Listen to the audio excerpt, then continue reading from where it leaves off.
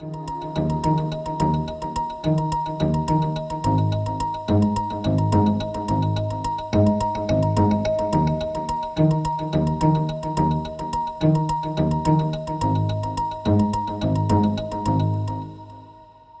now I would like to call upon our guest speakers. We have two speakers today coming from 3M. I think most recently we went on a visit to 3M. Yako, you were not there, but Rani was there. And we were quite impressed. And now we would like you to continue on that same vein and share with us. I don't know how are you going to present first, Yako and Rani? Yeah, all right. I thought you were co-presenting. It doesn't matter. So when you came to 3M, you met Rani, so you met the brains of the operation. I'm just the mouthpiece. So I really relish these sort of opportunities because I get to sell something to someone. So I've been in sales for almost 20 years now. And I'm just going to put this out there and then I'll tell you about 3M. But the tagline really is, I've been in sales for 20 years. I think I've been pretty successful in my career, but I've never sold a single product. Right, so I'll leave that to you guys and then I'll take you into what 3M is. So by show of hands, do any of you know 3M? Anything about 3M? Ever heard of it? Okay, good. All right, that's pretty good. For a company that doesn't do great marketing, I think it's quite nice to see some hands. Yeah, thank you. So 3M started back in 1902. 5 men decided they're going to start a business. They want to get into mining. They're going to mine this mineral called corundum. Very hard, you can make sandpaper with it. Only problem is that where they mined, it wasn't corundum. So, plan A was a complete failure. So what did they do? They didn't just pack up and leave. They decided, well, what's plan B? And that's really how the innovation started. So a lot of people would know 3M as the innovations company, and it's really where it came from not just sitting back and saying, plan A didn't work, so what do we do now? Pack up, leave? No, we came up with something else. So that innovation has gone through the years, almost 115, a little bit over 115 years now. And it's really brought us to where we are today. 90,000 plus products across the globe. That could be B2C, B2B, products that you don't even see, but you're interacting with it every single day. In fact, I can guarantee you now that each one of you are interacting with a 3M product right now. A cell phone in your pocket. There's 3M technology in there. All right, so it's really taking that innovation, understanding what problems are. So coming back to my saying that I've never sold a product, and the reason for that is curiosity. So that's what we're talking about today. And for me as a person, in my personal capacity, it is about curiosity. I go sit with a customer, and the first thing I do is I ask questions. I want to know what the problem is. And we start delving into it and diving into it, so much so that it's not just the problem here. We see what's the underlying problems, what's really causing issues. And that is how 3M has been successful throughout the years. So understanding that there's problems out there and then using technologies to create products to answer those questions. Now that's all great. It means you have to go and find a problem so you can create a solution. Not in the 3M world. It's not how it works. We have a nice 15% rule, and Ronnie's going to quickly tell you about that, and then I'll continue on. Us application engineers, as we're known, we technical managers within the divisions, also collaborate with the R&D sector of 3M. And we have a policy which we call the 15% program, where 15% of our time is ours to go and fiddle and explore and innovate. So we get paid to play. So it doesn't have to be, Ronnie has to come up with this awesome idea that nobody's ever thought of. I can take an existing product, I can take the bottle, it already exists, but what can I do differently to make it more appealing to society? So that's also part of the innovation. It doesn't have to be a brand new concept. We can take what exists and reinvent it. And for that, we get this time off to go and play around with product, with collaboration with other colleagues throughout the world, where we can put across our ideas and get their input and eventually come up with a decision as to what we're changing. The great thing about that 15% rule is that anything you create as a researcher, it doesn't go to waste. So sometimes you create a solution for a problem that doesn't exist yet. So I'll give you some examples of those.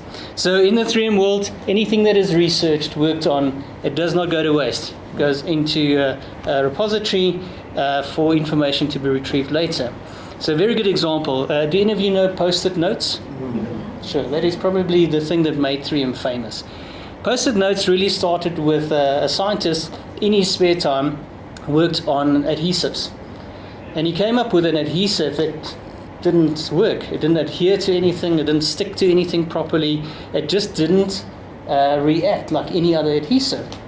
What did he do with that? He said, well, I'm trying to find a purpose for this. Searched for about 4 years, nothing, put it away. Then another researcher was paging through his book. He's singing in the choir. And as his notes fell to the ground when he opened the book, he realized, hey, wait a minute. That adhesive that didn't work properly, I'm sure I can put that on paper and we can make something that won't tear pages when you mark them. And that was Post-it notes. So it's something that was lying there dormant. Someone had a problem. Hey, I think there's a solution. We have to combine a few things. And that is part of the 3M technology platforms as well. So we have about 46 platforms, and it looks like a periodic table, so very nice layout. And we take those technologies and we use them in different ways. So one of the technologies, and it speaks to our division specifically, is non-woven technology. So non-woven technology you would find in a safety or a PPE product like a respirator, but you'd also find it in the pot scourer that you use at home to clean your pots. It's just how the technology is applied differently. And so sometimes we have the solution, we just don't have the problem yet, and that will catch up. And a lot of these innovations were actually happy accidents as well. So one of the big happy accidents, and Ronnie's got a good example as well, but I'll tell you there was a scientist working again on adhesives and trying to get liquid adhesives. And while she was working with this, some of that fell onto her tennis shoes. Well, her shoes at the time. Worked the whole day, and then as she tried to clean that, she couldn't get it off. It just would not come off. The idea came to her, well, if we put that on the soles, we can have tennis shoes. And so that technology is also what was on the moon boot that went to the moon. So 3M was on the moon. The only thing we did very wrong that day is we never put 3M on the boot. So we could have had an advert on the moon. Should have been there, yeah. Absolutely. Okay, so those of you who did visit the Whitmead offices would have seen my showstopper at the end, which was the Novik solution. Okay, so again, that was another happy accident in that that product was initially designed for the Smithsonian National Museum. And what they were looking for was some kind of liquid in which to preserve a giant squid that had been captured, and they wanted to study. The problem with putting that in alcohol is that alcohol tends to yellow over a period of time. So they were kind of looking for a non-flammable alternate to it, and they didn't want it to eat away at the organic component of the squid. So they approached the 3M scientists and we came up with the Novik solution. But then we realized that that particular product actually had other values to it. We later found out that you could actually use this solution to clean circuit boards without destroying it. So one of the demos that I do when you visit the Innovation Center is I would take your cell phone and immerse it in that liquid. Would you ever think of doing that? Nope. Let me just give context to the college. It's water. It is. It's so a liquid. when you look at it, it's water. And then they put your cell phone in this water bucket. Yes, absolutely. And you don't have to run off and find a bucket of rice to stick your phone in to try and dry it. Guaranteed. So you can actually sell this product as a byproduct that if you do drop your phone in the toilet, buy the solution and drop it in there and it'll sort your phone out. If it hasn't already Hasn't been probably ruined by worked, the yeah, water. Well, if you took your battery out in time, I suppose you could. But yes, so from being a preservative for the squid, we then realized, hey, we can clean circuitry. So we could immerse electronic devices in there without causing any explosions or causing any damage to any of the boards within the electronic equipment. And then we also found out by accident, again, that it had yet another property attached to it, in that it could put out fires. I didn't find that out. Accidental. A Bunsen burner gets knocked over, liquid gets knocked over, put the fire out, no issue. So, when you have a fire, you normally run for your fire extinguisher, but you've got to leave the room because you're going to suffocate once you've used your fire extinguisher, right? This product, you could be standing in the room, have a fire go out. In room temperature, it's in a liquid form, but when it's released, it becomes gas, and it actually puts out the flame. So you would not have to leave the area that you're in order to escape the fire. So here we go. A product that was now discovered for one reason has 3 uses. On to you. And all this doesn't just happen by accident. Yes, we talk about accidental innovation, talking about innovation itself, and I think for where I want to take this conversation is what makes that happen. We report to the New York Stock Exchange, to shareholders. We're a company that has to make profit and show profit like any other corporate. We're not a non-profit organization. There's still money behind us. So there's always that understanding that whatever you do has to be productive. You have to contribute. But the difference is that the 3M culture started with a man called William McKnight, and his principles were management that is destructively critical will kill initiative. He said a whole lot of other things. This man was so far ahead of his time because in 1948, when he said these things, he mentioned men and women at the same level. And 3M's far ahead with that. So not just the way that we innovate, not just the fact that our management allows time for that innovation to happen, but it's also being ethical in everything that you do. Ethics is at the very top of our structure. The fastest way out of 3M is to do something unethical. Be ethical, be innovative, and always protect the brand. The 3M brand is what keeps us alive, what keeps us going.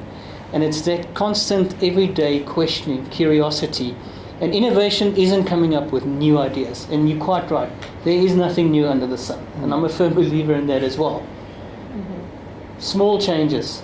We innovate at the office when we decide no more plastic cups. Let's rather use ceramic cups and we can wash those. How do we do that? By saving energy and not wasting water. So that constant mindset of how do I improve, that to me is what innovation is. So in your company, yes. like for example, how do you encourage your employees to participate in this 15% role? Because these programs, it's not like, yeah. you know, they usually they come from leadership. You know, this is what we're going to do.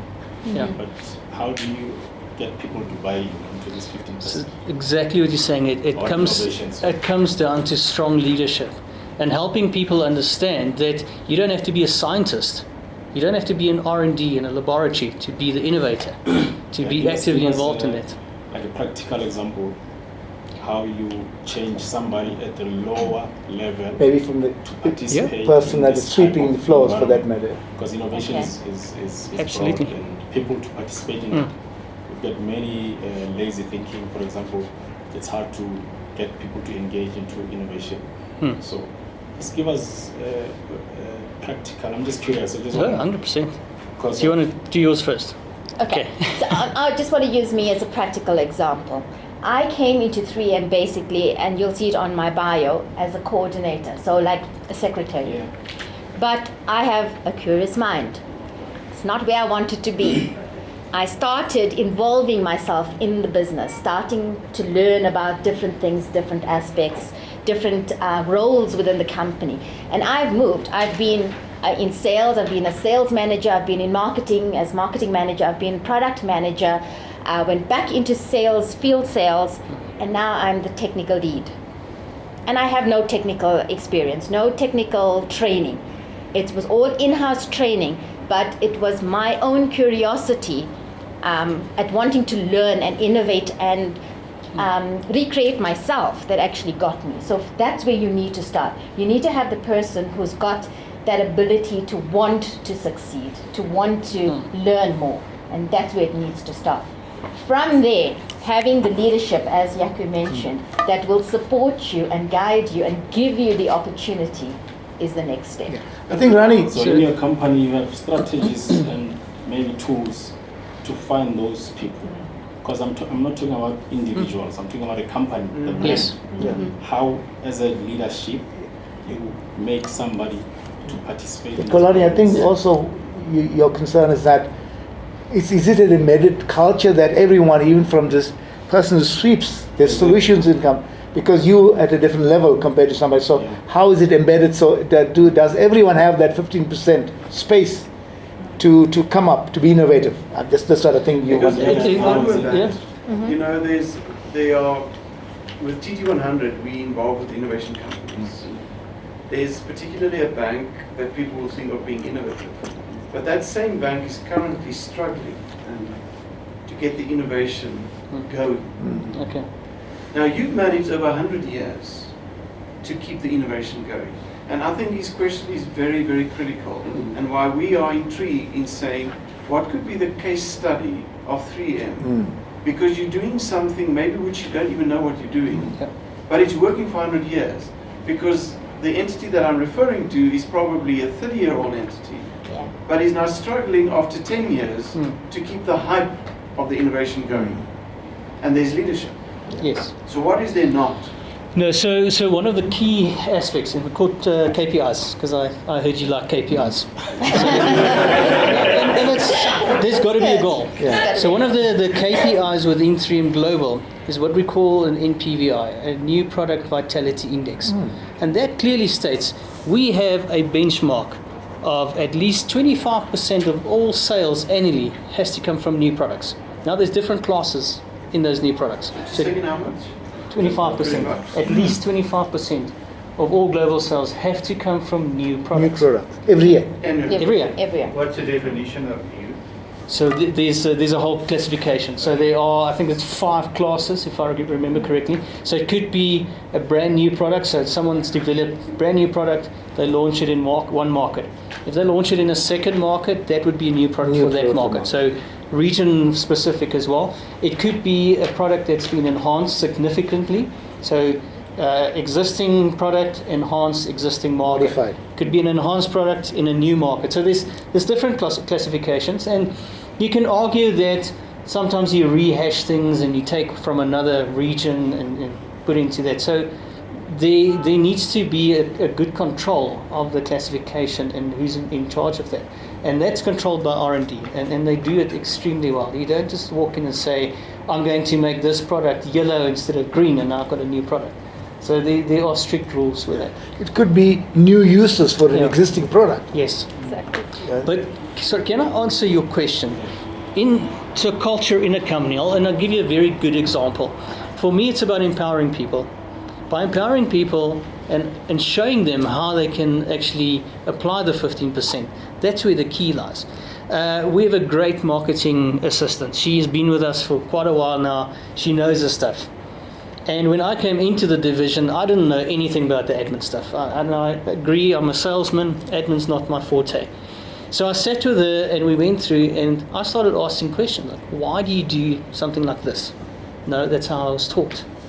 And then I said, okay, how would you do it? Just asking that question from a person that's doing it every single day, how would you do it to make it better? And we started changing process. In a big corporate like 3M, we were able to change processes to be more effective and more efficient. And it starts with the small things. So in my view, empower people, help them understand that there is no such thing as an insignificant task or an insignificant suggestion. It's just how you incubate that and bring it to life. I think the same like when Kennedy went to NASA Space Center, he saw the person sweeping and he asked, what are you doing? He says, I'm sending a man to the moon. Yeah. So you had a question? Yeah. Sorry, Chris. Yeah. How many people are employed globally? But I believe at the core of it, you might have gone to 3M without really any education or anything like that. But at the core of it, you've got scientists, you've got engineers, you've got people who've gone through your normal education system that would do the actual research. Yes. And so I would like to know in terms of, how many divisions you have, and you have stats to say, look, from South Africa, we can say, look, this is how much we are contributing to that 25% you're talking Yes. about. Is South Africa relatively in the same scale in terms of innovation as the rest, whether your sister company in Brazil or anywhere else, or you don't do so? No, I can tell you that. So unfortunately, I had a regional position as well. So you get to do a lot with the global people. One thing that's key to that development of new products, so let's call it product development apart from just innovation, is laboratory. So access to laboratories, having the right equipment to do the right testing. Now we have laboratories across the world, unfortunately not in South Africa. We do have a manufacturing facility in South Africa. And from there's innovation as well. What we do track though is that MPVI, that Vitality Index, and we are on par with the rest of the world. Even though we only contribute 1% to global sales, that 25% we are on par with what the rest of the world is doing. Also what you need to consider, what's significant about that, is this is Africa. You don't just take a product from Europe and plug it into Africa and say it's going to work. So there's a lot more that needs to go into it. So when we do the voice of customer research, we don't just go to the nice fluffy places like Europe's got. We have to go into deep level mining. We have to get our hands dirty. So it's a different way of going to market, but at the end of the day, the result is what's the same. In terms of the 25% new product, Vitality Index, Yeah. how often you'll meet the 25%, how often don't you meet it? Yeah, so it's because you have products that fall off the list as well. If you don't replenish that quick enough, you might have a year where you just have almost nothing. Mm-hmm. Yeah, so that's something that was highlighted a couple of years ago with Interim. We had one specific product that was a fantastic product. Across Europe, it was something like $400 million worth of sales. We came to the realization that we've been riding this wave so long, we forgot complacency about what's new. So that really sparked the re-innovation. Yeah, so yes, you'll find the dip because now we have the success, things are going well, and it woke us up again to say, guys, don't become complacent. Get back to basics and innovate.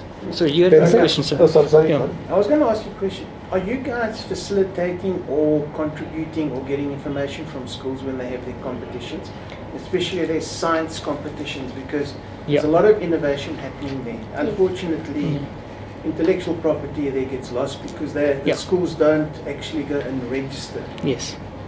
You know what the guys have developed, and if they do that, it protects the pupils with their innovation, because there's been a lot of innovation there, and it's been lost because it's actually been stolen.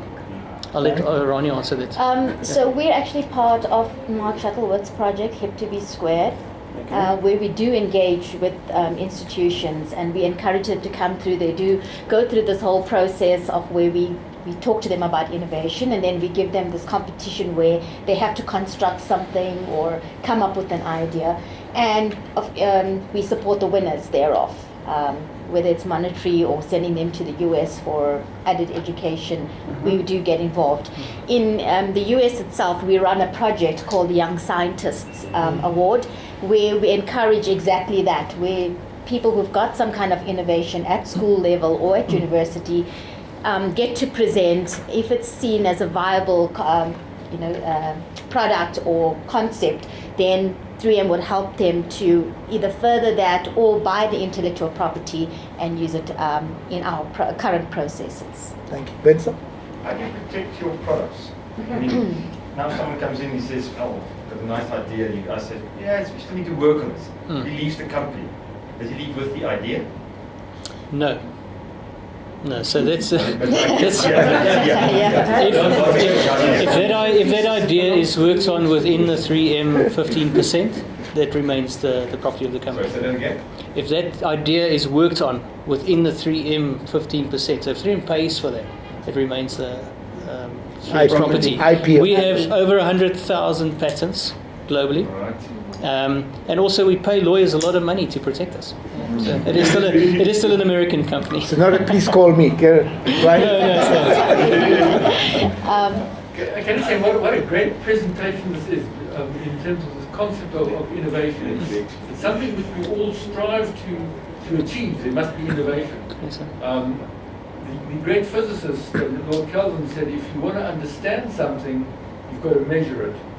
And in your new product vitality index, you've actually come up with a quantitative measure of innovation, which is the first time I've actually heard something like this.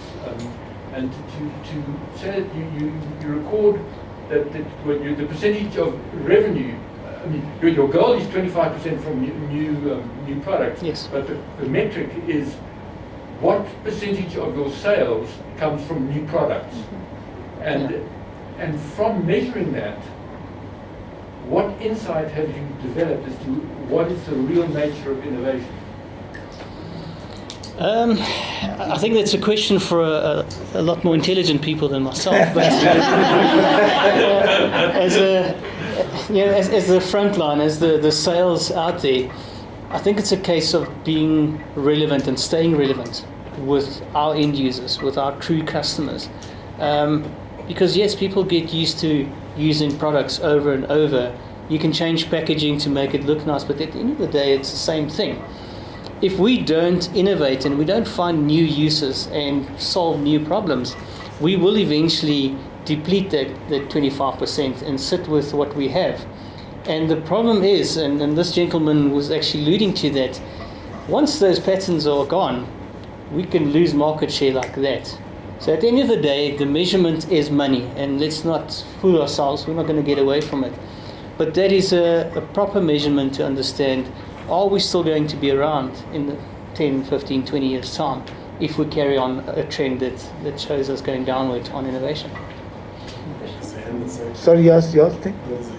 Yeah. Oh, sorry, Janet. Yes. So it's, Michelle, Janet. I have two questions. The one kind of relates back to the IP question, Yes. but it's more from a perspective of the outside world. I'm still in the stationery industry. I know you have lots of competitive products out there. Yes. And I think my question is really, it's around the management of innovation, because you can spend an awful lot of effort protecting IP in an environment that is becoming very, very difficult to protect. Yes. Or increasingly difficult to protect. And so in a company where having the next best thing is so important, my question is kind of, well, then how much effort and energy do you spend protecting what has been? That's the first question. The second question is around the fact that the company is so known for its innovation. Is that the core of the culture, or is there something else?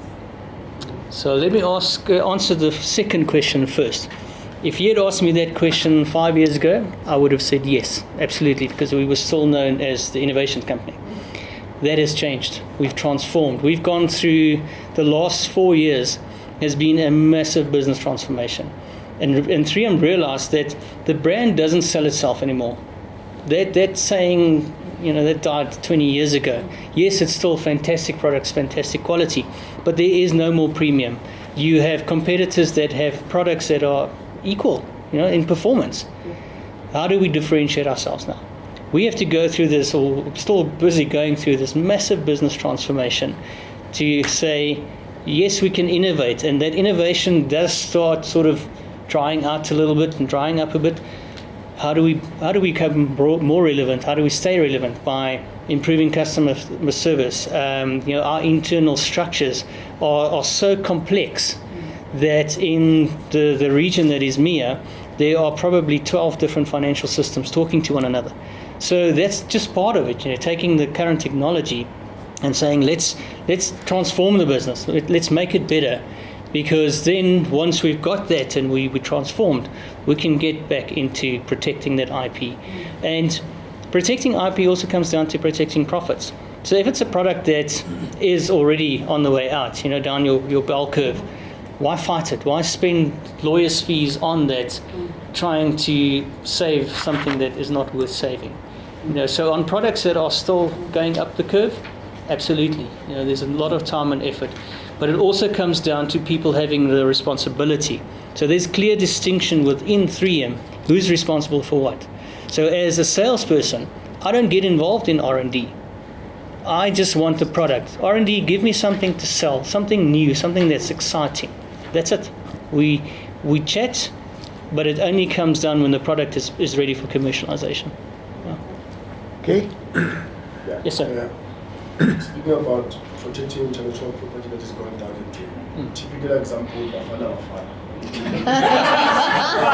Someone paid 5 million. Someone paid 5 million for the name that was reserved for 250 or something. Okay. And it had to pay 5 million. Now look at the results. That is not going on. Yeah. My question, in terms of, because I want to know how open are you to sort of assisting entrepreneurs in relation to finding ways of selling intellectual property. Because I think one of the things in South Africa that we lack when it comes to assisting entrepreneurs is to get them to find ways into selling the intellectual property to relevant corporate companies. Because sometimes I might come up with an idea, but it's not an idea that is relevant to what I'm doing. Yeah. But it's relevant to Standard Bank or any other bank if it's a banking thing. So, like, in terms of how open are you in terms of assisting entrepreneurs through the process of getting their IP to basically buy them all the luxuries? Because at the end of the day, we're in business to make money and live happily ever after. Not to solve problems and forget. So it's quite a complex thing, and I'll tell you why. So 3M spends $2 billion a year on R&D. $2 billion, and it has not gone down through all the years. The challenge with that is we are actively spending money on new innovations. For someone to come up with an idea that's unique for 3M, that is a feat in itself. But I'll give you a good example of something that happened in South Africa. It was actually an ex-employee. He came up with a communication tool, which was really good. 3M didn't have it at the time. And that process was, let's get the US involved, let's get the patent lawyers involved. It was an enormous thing. So we really spent the time and the effort and the money on this to engage with him, understand what the product and the solution is. The unfortunate thing for him is that 3M then bought a company that already had something like that. But if that didn't happen, chances are that product could have been on one of our best-selling items globally. So we're not shut off to it, but it goes straight to the US. It's not even handled by anyone in South Africa. The top 5 products, you know?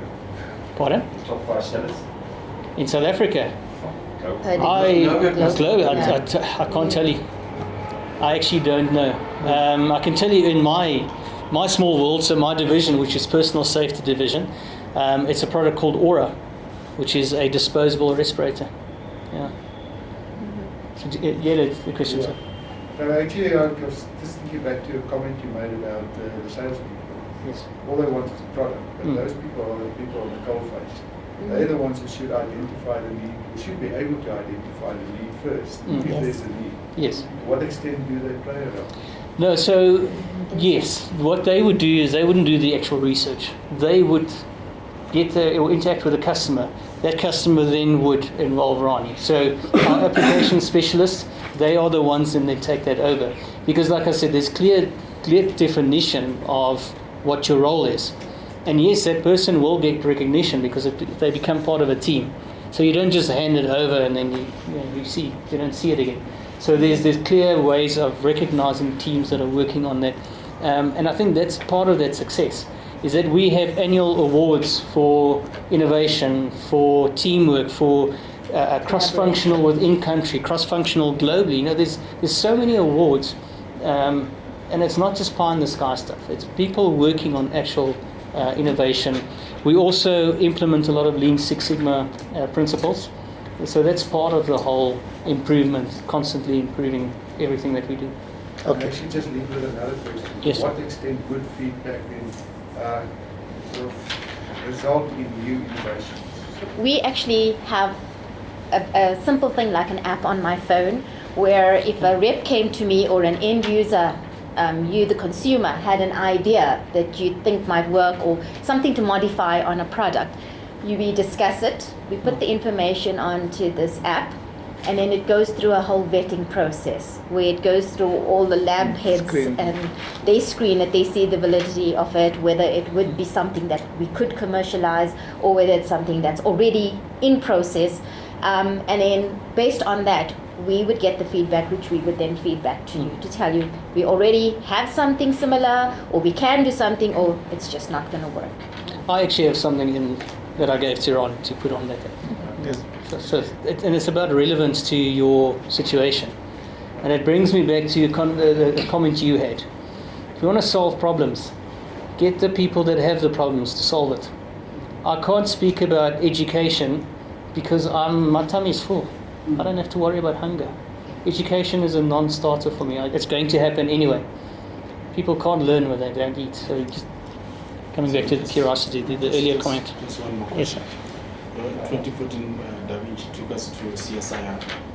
We talked about patents, patenting for 3 years, ideas and all this. Mhm. The other guy told us that companies approach CSIR for ideas, just to know who wants to innovate out there. Mhm. So do you guys also go to CSIR? Do you have relations? Do you go there and look for ideas? Like external ideas that are not coming from your own programs? So no, on that side, we do have interactions with CSIR, but that's specifically to health and safety. It's not regarding innovation or who's doing anything else. All right, just a final question from my side. Oh, Just have a question. Training. Can you elaborate on the internal training? What kind of training do you have? Mm-hmm. And secondly, a related question: how many of your employees attend, universities for masters and doctorate programs? Second part of your question I can't answer. I don't know. We would have to check with HR on that. But internal training, we have on every division that I know of has got an e-academy. So that's product specific, and it really starts with 101 basics all the way up to asking the really important questions. So that's from a sales and technical point of view. Internally, if you're talking about admin, there's obviously an induction period where they go through. But a lot of that, because it's old legacy systems, has been passed down. So the person that's leaving is passing down information. So there is a massive drive, and part of our business transformation is to understand that when you come into the organization, how do we get you to, how do we fast track it? Because we often joke as 3Mers to say it's going to take you about 12 months to understand the monster that is 3M. And it literally is that, because it's so complex.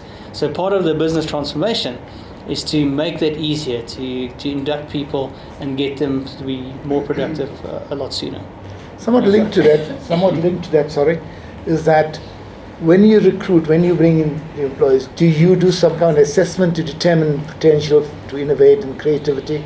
Or do you bring them on board irrespective, and then you create the milieu for them to thrive and to... It's the latter. Yeah, so we don't sit there and say, have you got innovation on your CV? I think it's a very difficult thing to sort of measure. We go through the normal HR process. I think when it comes to R&D, then obviously that's a whole different ballgame. Yeah. So then you start looking at education as a first level, because you don't want a guy like me that's just got a BCom to try and go and play with fire. I'm definitely going to blow something up. There are processes in place. Just as a note, how are you guys catering for blockchain technology that's coming in? Are you guys catering in with your revamp of your systems? So that I don't think we've looked at. There are probably people looking at it. It hasn't been published within 3M what we're going to do with it and how we'll innovate that. But I can tell you digital is massive. E-commerce is obviously massive, and it's for 3M to understand how do we get around it. We've always been a company that sells through distribution, through channel partners. How do we develop e-commerce knowing that people are not going to buy from us directly? And the way we do that is by marketing that product, helping our consumers understand why you need to use a 3M product and why you need to ask for it. So how open are you maybe to say to, if for benchmarking, for purpose of studying that, I'm saying that I'm in a different industry, and here you are as 3M, you are doing something very great, and then I'm saying what principles are involved in terms of innovation and creativity, and come through to you and say that I need just to get the principles for the purpose of my own industry. Happy to share. this young lady here will take you through our Custom Innovation Center, and that will open your mind to And it's worth it. Yeah. Yeah. Okay. All right, so you got an invitation. Okay. Thank you very much. Thank you. For all of us. Yeah. Everyone, yeah. Everyone's invited. Absolutely. Yeah. Thank you very much. I think it was very, very stimulating, and I think you have, what do you call it, created the, or awoken the creative spirits. Can I interject though? You sure? Yaku hasn't answered his question. He set out. Which one? Oh, When he when he started. started. Oh yes, yeah. So I'm a We good did salesman, it. but I've never sold a product. Oh, yeah. It's because I sell solutions. Yeah. It's as simple as that. Yeah. And that is the 3M ethos as well. Yeah, I remember when I started studying marketing, they said, we're not looking for a drill bit, we want to make a hole. Yeah. So that's exactly what it is. Yeah, thank you very much, Great, and thank you, good luck with whatever you're Yes, doing. thank And you, sir. you'll see more of us, we'll be visiting you more often. Absolutely. That- We would have liked to tease you and say you must Yeah, I just want to start giving them this name solve there. that problem. Yes. Okay. There's one more task as you're doing. A little token from our side, Thank you very much. Thank you. I but appreciate you're going to resolve that. it. I do love puzzles, so thank you. Thank you.